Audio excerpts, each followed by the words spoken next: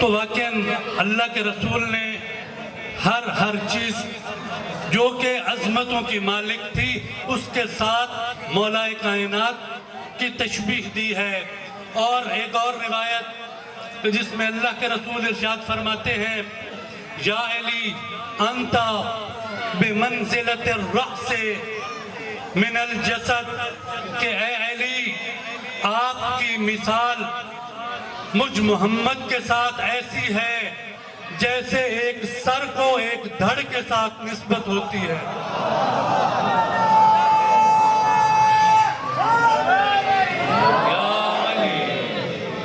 اب اللہ کے رسول نے مولا کائنات کو سر کہا ہے، تو یہاں سے پتہ چلا کہ اگر کیونکہ دماغ انسان کے سر میں ہوتا ہے تو اس سے پتہ چلا کہ جو علی سوچتے ہیں وہی نبی سوچتے ہیں، جو علی دیکھتے ہیں وہی نبی دیکھتے ہیں، اور جو علی سنتے ہیں وہی نبی بھی سنتے ہیں۔ اور عرض کیا کہ انسان کی پہچان سر سے ہوتی ہے، اس کے چہرے سے ہوتی ہے، تو رسول اللہ یہ فرمانا چاہتے ہیں کہ اگر مجھے پہچاننا چاہتے ہو تو علی کو پہچانو۔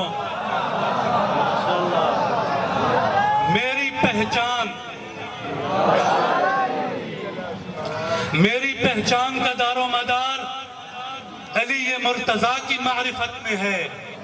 جو مجھے پہچاننا چاہتا ہے، جو مجھ تک پہنچنا چاہتا ہے، تو وہ علی کو پہچانے اور اس کی معرفت حاصل کرے۔